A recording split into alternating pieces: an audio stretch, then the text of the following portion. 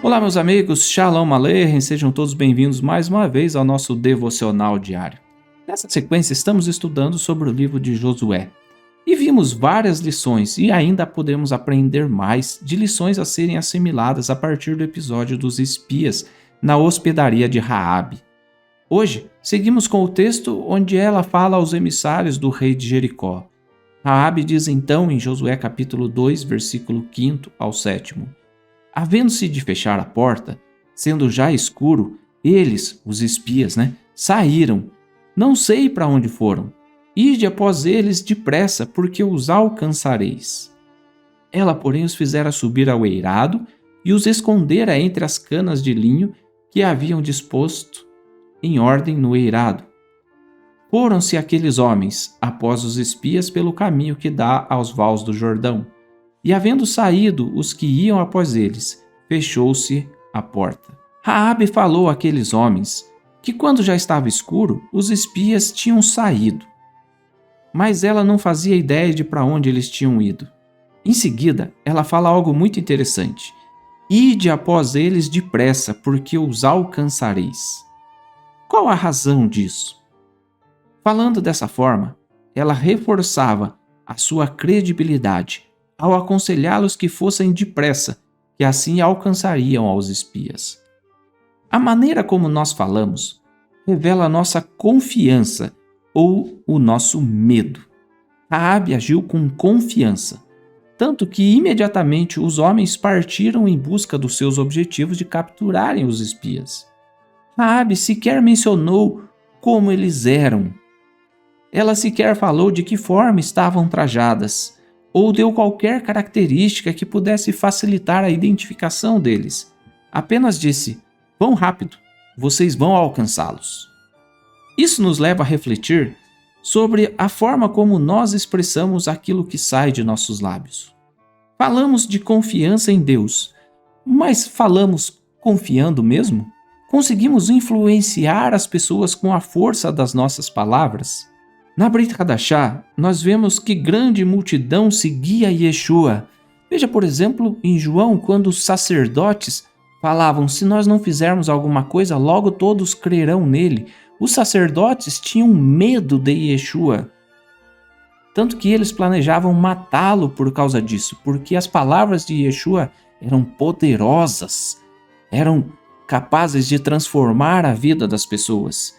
Posteriormente, vemos isso nos seus apóstolos, que com fé e confiança falavam a respeito do reino. Mas por quê? Claro, primeiro por ser verdade as suas palavras, mas também pela coragem ao falar. Observemos alguns detalhes em Shaul HaShaliach, por exemplo. Segunda carta aos Coríntios, capítulo 3, versículo 4, ele diz: E é por intermédio do Mashiach que temos tal confiança em Deus. Daí no versículo 12, ele fala: Tendo, pois, tal esperança, servimos-nos de muita ousadia no falar. Atos capítulo 19, versículo 8, fala que ele, durante 3 meses, frequentou a sinagoga, onde falava ousadamente, dissertando e persuadindo com respeito ao reino de Deus. Isso era algo que veio desde a sua conversão ao Mashiach. E mesmo isso, a conversão, deixou as pessoas meio confusas, porque Shaul, no final das contas, era uma pessoa que perseguia os discípulos de Yeshua. O texto diz lá em Atos capítulo 9, versículo 21 e 22, Ora, todos os que o ouviam estavam atônitos e diziam: Não é este o que exterminava em Jerusalém os que invocavam o nome de Yeshua? E para aqui veio precisamente com o fim de os levar amarrados aos principais sacerdotes? Shaul, porém, veja, ele perseguia aos discípulos de Yeshua e foi para amarrá-los e levá-los aos sacerdotes. Mas qual foi a postura dele? Shaul, porém, mais e mais se fortalecia e confundia os judeus que moravam em Damasco, demonstrando que Yeshua é o Mashiach. No verso 28 diz: E estava com eles em Jerusalém, entrando e saindo, pregando ousadamente em nome do Senhor. Palavras convencem pessoas. Palavras com convicção, ainda que não sejam verdadeiras, como as de Raabe, fazem homens tomarem decisões por destinos às vezes errados, como os homens do rei de Jericó. Podemos falar do reino, mas se não tivermos convicção nas nossas palavras, elas serão apenas palavras vazias e sem confiança. Já o Hachalia falava de Yeshua com certeza absoluta de que ele era o Mashiach. Quantos há hoje que dizem crer nele, mas que se omitem, que têm vergonha de falar de sua fé e com isso não convencem ninguém a respeito do reino de Deus? É tempo de nós fortalecermos as nossas convicções, não nos intimidarmos diante de homens, sejam eles quem forem.